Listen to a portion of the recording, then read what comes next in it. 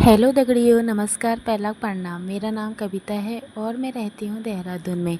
आज की मेरी ब्लॉगिंग स्टार्ट होती है सुबह 8 बजे से और मैं जल्दी उठ के हो जाती हूँ तैयार, क्योंकि मुझे जाना होता है मम्मी के घर। और मेरी हर्षू भी सुबह जल्दी उठ जाती है, तो मैं जल्दी से फटाफट तैयार होकर निकल जाती हूँ अपनी मम्मी के घर। लेकिन हर्षू को कहना होता है कि मेरे पापा का है। मैं तो कहती हूँ पापा ड्यूटी को जा रहे हैं, तो उसने बोला कि मुझे पापा से बाय बाय कहनी है। पापा से बाय बाय कहने के बाद उसके पापा चले जाते हैं ड्यूटी और मैं हर्षू भी निकल जाते हैं अपनी मम्मी के घर को। हर्षू भी कर देती है अपने दोस्त को बाय बाय। फिर हम पहुंच जाते हैं अपनी मम्मी के घर। वहां जाके मैं पहले बनाती हूँ चाय, क्योंकि मैंने अपने रूम में चाय नहीं पी होती जल्दीबाजी में। फिर चाय पीने के बाद आराम से मैं करती हूँ अपना काम स्टार्ट, जो कि मेरा काम होता है मोमोज़ बनाने का। मेरी एक फ्रेंड ने बोला था कि जो तू मोमोज़ बनाती है वो स्टार्टिंग से दिखाया कर कि तू क्या क्या सब्ज़ी डालती है, कितना डालती है, कैसे करती है, उसमें अच्छे व्यू आएंगे। तो मैंने भी सोचा कि हाँ, आज ट्राई करती हूँ। वैसे तो टाइम नहीं लगता है, क्योंकि अगर मैं काम करते वक्त वीडियो बनाने लग जाती हूँ तो फिर मेरा काम थोड़ा ढीला पड़ जाता है, तो इससे मुझे ज़्यादा लेट हो जाती है। फिर मुझे अपने रूम में जाने के लिए लेट हो जाती है। इसके लिए मैंने शॉर्ट थोड़ा थोड़ा वीडियो बनाए। उसके बाद मैंने अपनी मोमोज़ बनाने की प्रक्रिया शुरू करी जो कि आप सब देख रहे हैं। उसके बाद मसाला कट हो जाने के बाद फिर मैंने मसाला को थोड़ा पकाने का सोचा, क्योंकि मैंने पहले भी बताया है कि अगर मोमोज़ में ऑफ सीज़न में हम ये गोभी गाजर ये चीज़ डालते हैं, ऑफ सीज़न का भी है, तो ये कच्चापन आता है इसमें उतना पानी नहीं रहता है। जब ये सीज़न वाला आता है तो उस समय हम इसको नहीं पकाते हैं, क्योंकि इसमें ऑलरेडी बहुत ज़्यादा पानी होता है, ये ऑलरेडी सॉफ्ट होता है। अभी इसमें थोड़ा कड़कपन आता है, इसके लिए हमें इसे पकाना पड़ते हैं। तो मैं इसमें अभी गोभी गाजर और ये सोयाबीन की बड़ी सारे हल्के हल्के पका लेती हूँ। उसको पकाने के बाद जब ये अच्छे से पक जाता है, उतना भी अच्छे से नहीं पकाना है, थोड़ा हाफ पकाना है। ज़्यादा पका देंगे वो भी ज़्यादा अजीब सा कच करता है।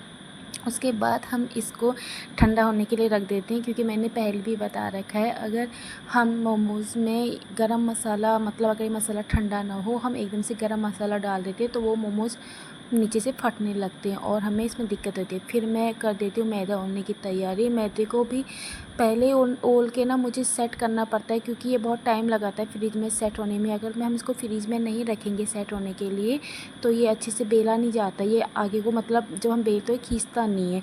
इसके लिए मैं इसको फ्रिज में रख देती हूँ। थोड़ा सा एक कपड़े में कपड़े को गीला करके उसमें मैदा अच्छे से सॉफ्ट हो जाता है। फिर फ्रिज से मैदा निकालने के बाद मैं इसको अच्छे से पतला पतला इसकी लोइयाँ बना देती हूँ, जितना हमें मोमोज़ का आकार चाहिए उसके हिसाब से।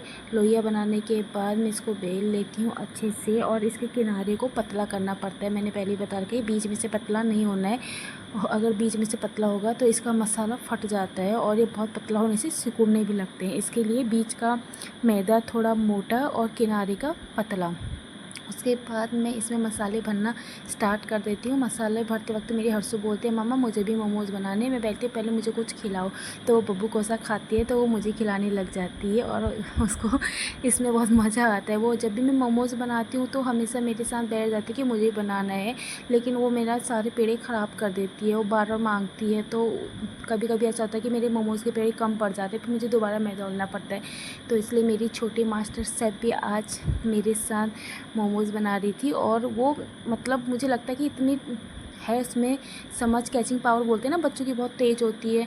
तो ये ना एकदम से पकड़ लेती है स्टार्टिंग से कि कैसे इसमें मसाला रखना है, कैसे बेलना है, कैसे उसको फोल्ड करना है। मैं आपको दिखाऊंगी बाद में। मेरे हर्षू ने 2 मोमोज़ बनाए और उसने कैसे बनाए हैं। तो ये है मेरे हर्षू के 2 प्यारे से छोटे छोटे मोमोज़ बनाए हुए, जिनको देख के मुझे आ रही थी हंसी। मैंने मम्मी को भी दिखाया, मम्मी बोले बहुत अच्छे बना के उसने। उसके बाद मैं रख देती हूँ मोमोज स्टीम करने के लिए। हम इसको घर पे हाफ स्टीम करते हैं, फिर जहाँ ये हमारी कैंटीन में जाते हैं वहाँ ये फुल स्टीम करते हैं। उसके बाद स्टीम होने के बाद मैं इनको रख देती हूँ थोड़ा ठंडा होने के लिए, क्योंकि एकदम से हम गरम मोमोज़ भी नहीं रख सकते थाली में। फिर ठंडा होने के लिए मैं इनको ऐसे फैला देती हूँ, इनमें थोड़ा हवा लग जाए, ये ठंडे हो जाए। ठंडे होने के बाद मैं भी करती हूँ थोड़ा रेस्ट, क्योंकि मुझे लग जाती है भूख, बच जाते 3। तो मम्मी बोलती है पहले खाना खा ले, उसके बाद तो आराम से ये काम अपना करते रहना। तो मुझे तो लगती है बहुत तेज़ की भूख, मैं तो जल्दी से खा लेती हूँ फटाफट खाना। ये मेरी मम्मी ने बनाया होता है बड़ी भात, जो हमारी पहाड़ियों में बड़ी तो जानते होंगे सब, बड़ी भात बनाया होता है। फिर मैं खाना खाने के बाद मेरे मोमोज़ भी हो जाते हैं ठंडे, तो मैं इनको रख देती हूँ थाली में सजा के। इनको इसलिए ऐसे सजा रही हूँ मैं, क्योंकि अगर ज़्यादा थाली लग जाती है, अगर हम ऐसे ऐसे रखते तो इसको थोड़ा अच्छे से एडजस्ट करके रखना पड़ता है, क्योंकि फ्रिज में भी उतनी जगह नहीं हो पाती अगर ज़्यादा थाली हो जाते। तो मेरे 3 थाली 4 थाली हो जाते हैं। उसके बाद मैं करती हूँ मसाले की तैयारी। मसाले में लाल मिर्च, टमाटर और प्याज, अदरक, लहसुन ये मैं डालती हूँ। इसको अच्छे से पीसने के बाद मैं इसको रख देती हूँ एक बड़े डोंगा में। जो हमारे ये डोंगा तो हमारे मोमोज़ के लिए, मोमोज़ की चटनी के लिए। उसके बाद मेरी चटनी भी हो जाती है तैयार। फिर मैं कर लेती हूँ शाम की तैयारी। मम्मी उनके लिए एक सब्ज़ी बना के जाती हूँ। मम्मी बोलती है कि तू सब्ज़ी बना के जा। फिर मैं सब्ज़ी बनाने के बाद निकल जाती हूँ अपने घर को। और मेरे घर का इतना अच्छा व्यू, इतना बारिश होने के बाद इतना हरा भरा रहता है यहाँ, बहुत अच्छा लगता है। तो मैंने ये वीडियो छत में से बना रखी है। हमारी छत में से इतना अच्छा यहाँ का नज़ारा देता है। फिर हो जाती है रात और मेरी हर्षू की दोस्त आती है युवांका, हमेशा हर्षू के साथ खेलने के लिए। ये दोनों इतने अच्छे से खेलते हैं। तो युवांका उसको अभी निन्नू करा रही है और बन जाती है अभी खेल खेल में हर्षू की मम्मी। उसको दूध पिलाती है, हर्षू रोने की एक्टिंग करती है। इन दोनों के देख के मुझे तो बहुत हंसी आ रही थी। और अब हम आपसे करते हैं बाय बाय। नेक्स्ट मिलते हैं आपको नेक्स्ट ब्लॉग में।